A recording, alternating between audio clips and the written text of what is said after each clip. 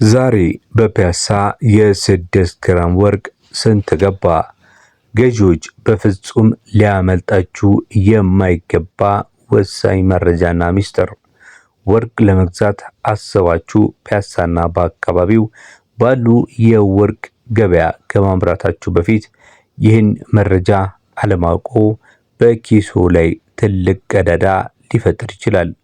በኢትዮጵያ የወርቅ ንግድ ማዕከል በሆነችው ፒያሳ እንዲሁም በአካባቢው በ4 ኪሎም በአውቶቡስ ተራሚውን በ22ም ባለው ገበያ ሁኔታ የ6 ግራም ወርቅ ዋጋ በስንት ነው በመሸጥ ላይ የሚገኘው የሚለውን መረጃ ከመግዛታችሁ በፊት እንዲሁ ምን አይነት ጥንቃቄን ማድረግ እንደሚገባችሁ ምርጥ መረጃን ይዤላችሁ መጥቻለሁ። ቪዲዮውን ታዲያ ላይክ በማድረግ እንዲሁም ለቻናላችንም አዲስ ከሆናችሁ ቻናላችንን ሰብስክራይብ በማድረግ አብራችሁን ይሁኑ።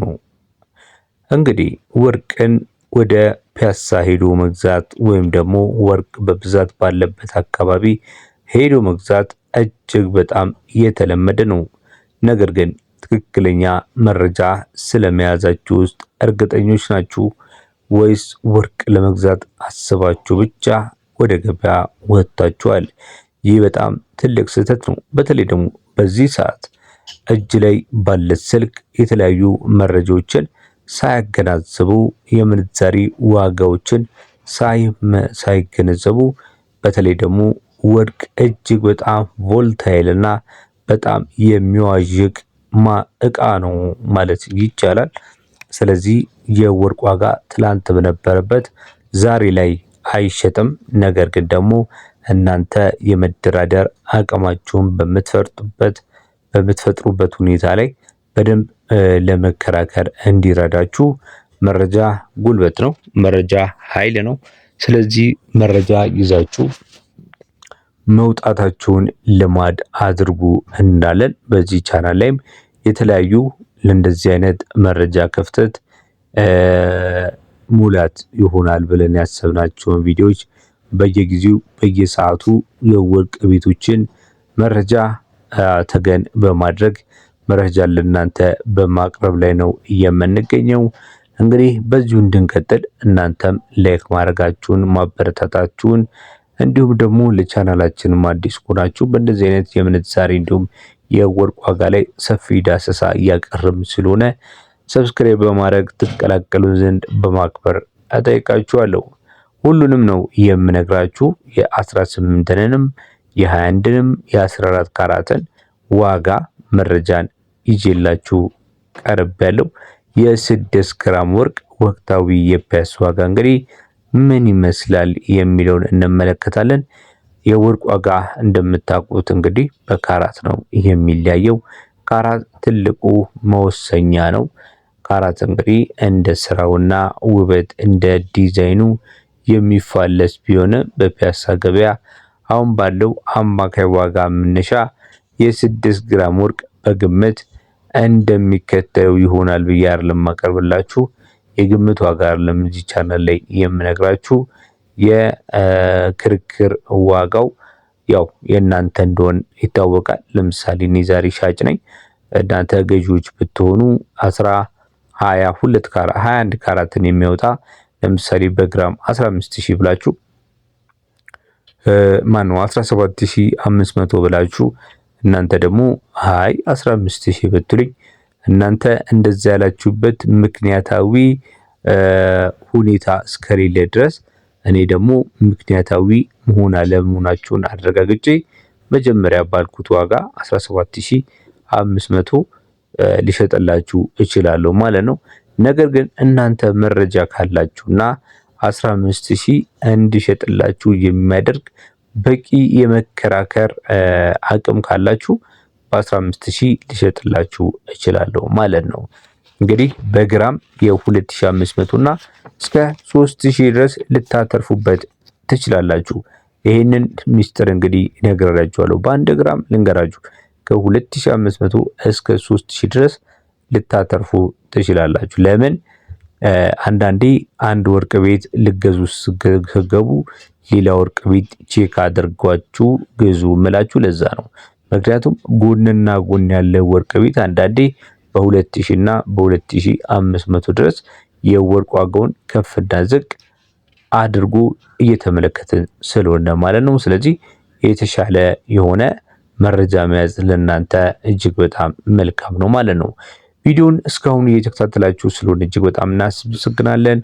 የ21 ካራት፣ የ18 ካራት፣ የ14 ካራት የ6 ግራም ወርቅ በስንት እየተሸጠ ይገኛል የሚለውን ነው በመንገድ ላይ የምንገኘው። ወደ ዋጋዎቹ እናልፋለን። ቪዲዮን እስካሁን እያያችሁ ላይክ ካላደረጋችሁ ላይክ፣ ቻናላችንን ሰብስክራይብ አድርጉልን። የ14 ካራቱ በ6 ግራም ማለት ነው በ105,000 ነው እየተሸጠ የሚገኘው። የ14 ካራቱ ማለት ነው በ6 ግራሙ 105,000 እየተሸጠ ይገኛል። በግራም በ17,500 ነው በመሸጥ የሚገኘው።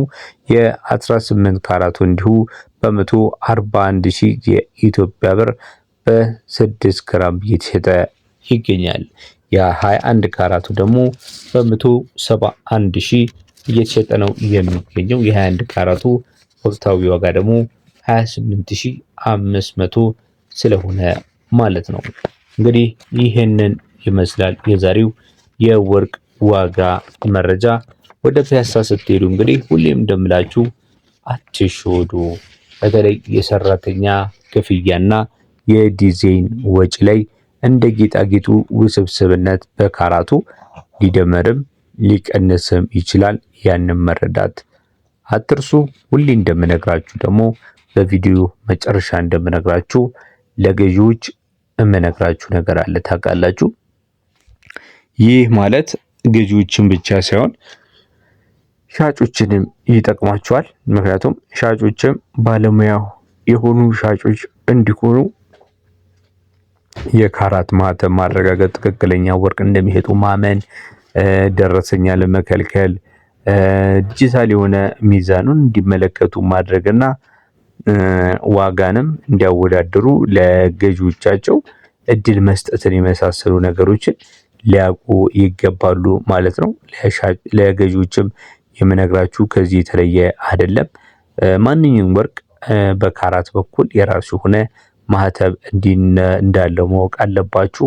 ስለዚህ ያንን ምልክት ማወቅ ለምሳሌ 18 ኬ ማለቱን 21 ኬ ማለቱን 14 ኬ ማለቱን ወይም ደግሞ የካራቱ መጠንን ለ18 ኬ 750 ለ21 ኬ 875 ለ14 ኬ ደግሞ 475 የሚል ምልክት መኖሩን ማረጋገጥ ይኖርባችኋል። ዲጂታል ሚዛን ለፊታችሁ ዜሮ ብሎ መጀመሩንና ወርቁን ሲያደርግ ደግሞ 6 ግራም መሆኑን ማረጋገጥ ይኖርባችኋል። ደረሰኝም ከመክፈላችሁ በፊት በደረሰኙ የካራት መጠን ትክክለኛ ግራም የዕለት ዋጋ የሱቁ ማተም መኖሩን ማወቅ አለባችሁ። ዋጋውንም በአንድ ሱቅ ብቻ አይደለም አይታችሁ መግዛት ያለባችሁ። 3 እና 4 ሱቅ ማወዳደር፣ ድርድር ማድረግ ልመዱ። በዛ ብዙ ትርፍ ታገኛላችሁ። 6 ግራም ወርቅ ለቀለበት፣ ለቀላል ሀብል፣ ለጉትቻ በጣም ተስማሚና ውበቱን የጠበቀና ለኢንቨስትመንትም ቢሆን ተመጣጣኝ የካፒታል መጠን ያለው ምርጥ መነሻ ነው። እናንተስ ምን ታስባላችሁ? አሁን ባለው ገበያ የወርቅ ሁኔታ ወርቅ ይወርዳል ወይስ ይጨምራል ብላችሁ ታስባላችሁ? በቅርቡ ወደ አካባቢው ሄዳችሁ ሆነም የገጠማችሁን የዋጋ ሁኔታ ኮሜንት ላይ አካፍሉን። ይመረጃን ላይክ ማድረግ፣ ለቻናሉም አዲስ ከሆናችሁ ሰብስክራይብ በማድረግ እንዲሁም ለወዳጅ ዘመድ ጠቃሚ ነው ብላችሁ ካሰባችሁ አሁኑኑ ሼር በማድረግ ያጋራቸው። መልካም ጊዜ